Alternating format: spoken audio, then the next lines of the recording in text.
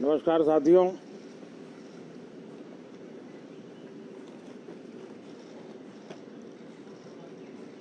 ठंड शायद विलंब से चल रही है और बहुत धीमी गति से ठंड आ रही है, लेकिन राजनीतिक गर्मी बड़ी तेजी से बढ़ रही है।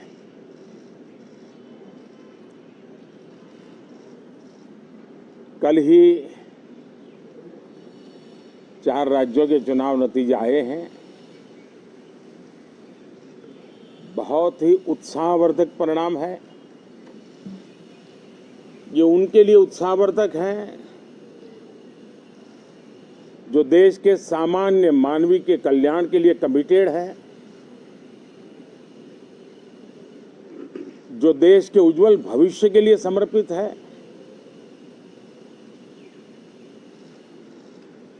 विशेषकर सभी समाजों की, सभी समूहों की, शहर और गांव की महिलाएं,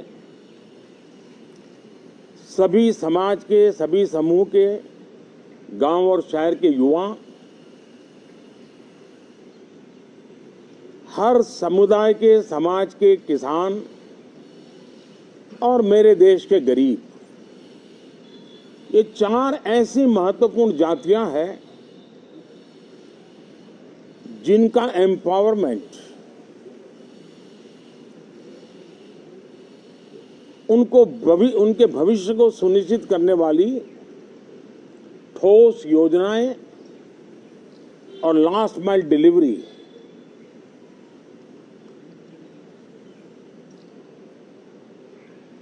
इन उसूलों को लेकर के जो चलते हैं उन्हें भरपूर समर्थन मिलता है। और जब गुड गवर्नेंस होता है, पूर्णतया जनहित के लिए समर्पण होता है, तो एंटी इनकम्बेंसी ये शब्द इरेलेवेंट हो जाता है। और हम लगातार ये देख रहे हैं, कोई इसको प्रो इनकम्बेंसी कहे, कोई इसे गुड गवर्नेंस कहे, कोई इसे ट्रांसपेरेंसी कहे, कोई उसे राष्ट्रहित की, जनहित की ठोस योजनाएं कहें, लेकिन ये लगातार अनुभव आ रहा है। और इतने उत्तम जनादेश के बाद आज हम संसद के इस नए मंदिर में मिल रहे हैं।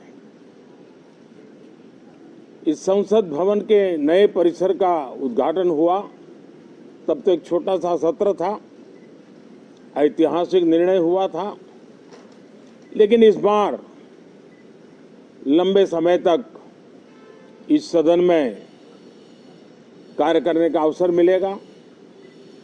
नया सदन है, छोटी मोटी अभी भी शायद व्यवस्थाओं में कुछ कमियां महसूस हो सकती हैं।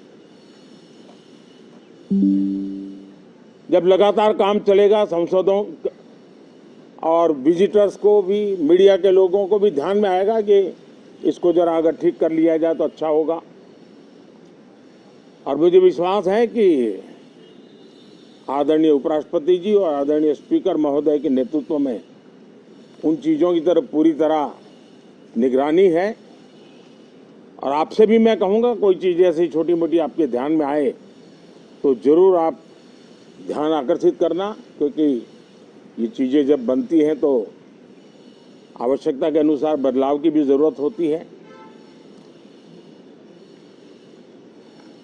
देश ने नकारात्मकता को नकारा है। मैं लगातार सत्र के प्रारंभ में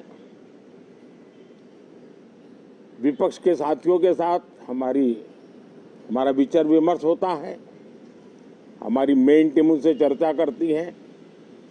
मिलकर के भी सबके सहयोग के लिए हम हमेशा प्रार्थना करते हैं, आग्रह करते हैं। इस बार भी इस प्रकार की सारी प्रक्रियाएं कर ली गई हैं और आपके माध्यम से भी मैं सार्वजनिक रूप से हमेशा हमारे सभी सांसदों से आग्रह करता हूं,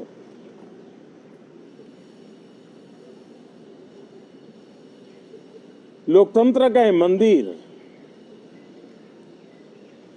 जन आकांक्षाओं के लिए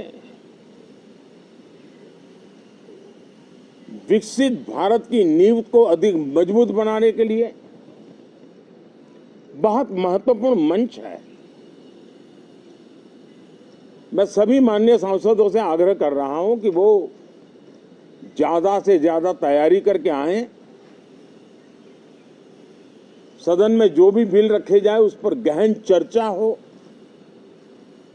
उत्तम से उत्तम सुझाव आए और उन सुझावों के द्वारा, क्योंकि जब एक सांसद सुझाव देता है तो जमीनी अनुभव का उसमें बहुत ही उत्तम तत्व होता है, लेकिन अगर चर्चा ही नहीं होती है तो देश उससे मिस करता है उन चीजों को। और इसलिए मैं फिर से आग्रह करता हूं, और अगर मैं वर्तमान चुनाव नतीजों के आधार पर कहूं तो जो विपक्ष में बैठे हुए साथी हैं, ये उनके लिए गोल्डन अपॉर्चुनिटी है। इस सत्र में पराजय का गुस्सा निकालने की योजना बनाने के बजाय इस पराजय में से सीख करके पिछले 9 साल से चलाई गई नकारात्मकता की प्रवृत्ति को छोड़ करके इस सत्र में अगर सकारात्मकता के साथ आगे बढ़ेंगे तो देश उनके तरफ देखने का दृष्टिकोण बदलेगा, उनके लिए एक नया द्वार खुल सकता है। और वो विपक्ष में है तो भी उनको एक अच्छी एडवाइस दे रहा हूं कि आइए, सकारात्मक विचार लेकर के आइए। अगर हम 10 कदम चलते तो आप 12 कदम करके फैसला लेकर के आइए। हर किसी का भविष्य उज्जवल है, निराश होने की जरूरत नहीं है, लेकिन कृपा करके बाहर के पराजय का गुस्सा सदन में मत उतारना।